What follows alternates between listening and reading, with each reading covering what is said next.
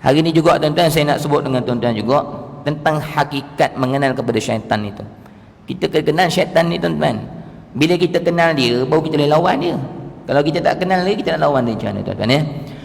Tuan-tuan, syaitan ni memang kerja buat dia adalah untuk membawa manusia ni. Tuan-tuan ingatlah, syaitan ni kerja buat dia nak bawa manusia. Ingat, fokus tuan-tuan, dia punya tujuan dia sia-sia hidup kat dunia. Itu kerja syaitan. Sia-sia. Tuan-tuan dilahirkan oleh Allah untuk kenal Tuhan kan? Yang tu dia takkan bagi. Sia-sia.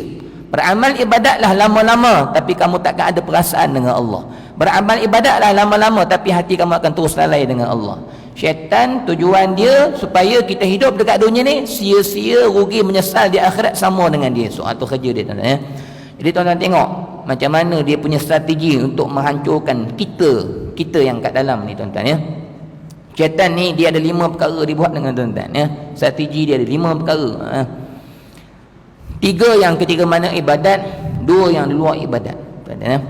Jadi kita tahu dah kerja buat dia yang ni, kita kena usaha supaya jangan bagi kerja buat dia ni berjaya terlaksana atas diri kita masing-masing. Kalau tidak, kita penat hidup kat dunia sebagai hamba kepada Allah Subhanahu Wa Taala. Penat, rugi tuan-tuan ya.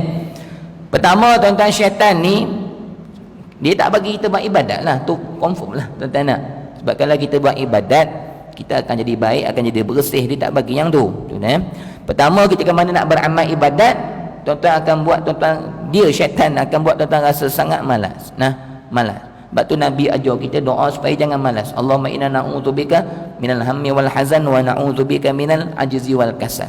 Malas kita tuan-tuan, malas nak baca Quran, malas nak tahajud, malas nak semayang sunat, malas nak semayang lama-lama, habis semayang nak bangun cepat je, malas nak zikir. Malas ni syaitan punya kerja tuan-tuan ya. Dia tak akan izinkan tuan-tuan sebagai hamba untuk berhubung dengan Allah. Dia buat malas, dia buat berat tuan-tuan. Kita rasa berat nak beramal ibadat. Kalau semayang sunat pun kira nak cepat habis ya. Buat tapi dalam keadaan malas tuan-tuan ya. Itu kerja syaitan yang pertama. Dia akan buat kita bermalas dengan Allah untuk beramal ibadah kepada Allah. Berat. Nak puasa malas tuan-tuan gitu ha. Semua perkara dibuatkan jadi malas tuan-tuan. Bila dia telah buat kita malas dan kita layan malas tu, akhirnya ibadat kita dalam keadaan malas juga. Tuan-tuan jangan layan malas ni tuan-tuan ya. Kalau kita beramal ibadat dalam keadaan malas, lembek, tak bersungguh-sungguh, ni sifat munafik. Na'udzubillah. Kata Allah, wa idza qamu ila sholati qamu kusala. Bila mana mereka solat dalam keadaan bermalas-malas. Allahu akbar. Subhanallah. Lembek.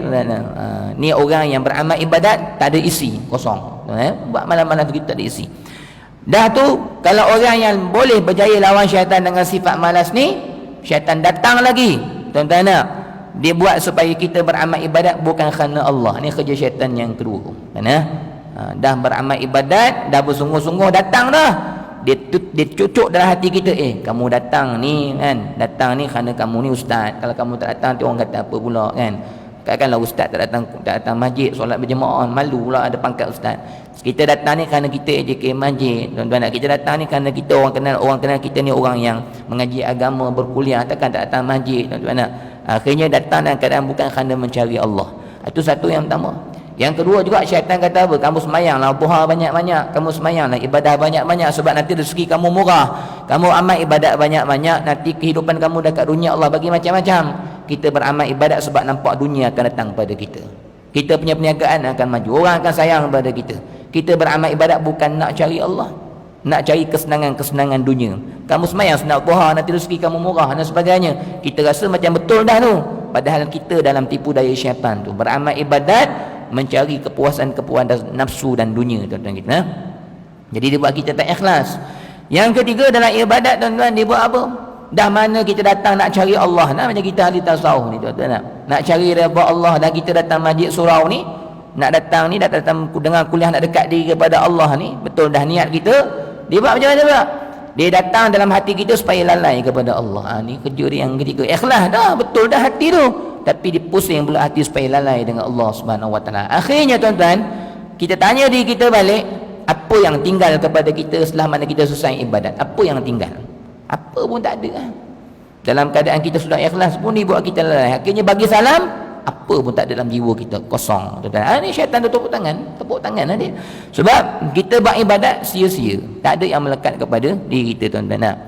Lepas tu habis ibadat, luar daripada ibadat, syaitan datang pula. Dia buat apa? Tuan-tuan, habis bagi salam semayang, bangun. Dalam keadaan luar ibadat, dia buat apa? Dia tak akan benarkan hati tuan-tuan untuk ingat Allah. Dia buat tuan-tuan lalai terus.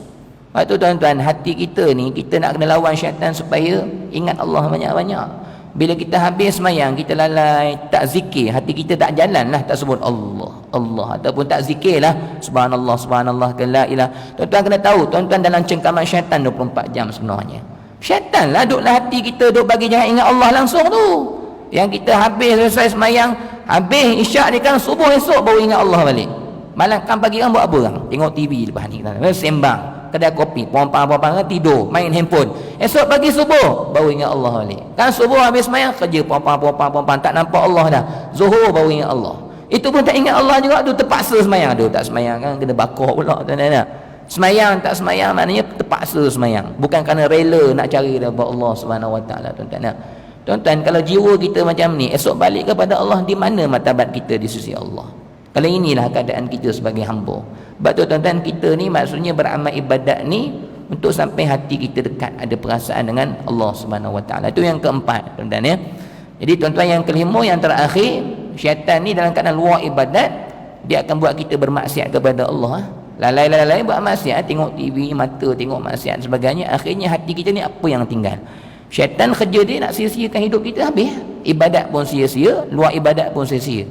Akhirnya apa kita nak balik pada Allah esok? Tak ada apa-apa, roh yang kosong, roh yang gersang, roh yang dahaga. Dalam keadaan gitu tuan-tuan ya.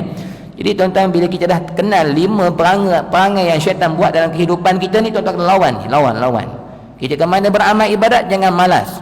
Ketika mana beramal ibadat, kena ikhlas. Ketika mana beramal ibadat, kena khusyuk kepada Allah.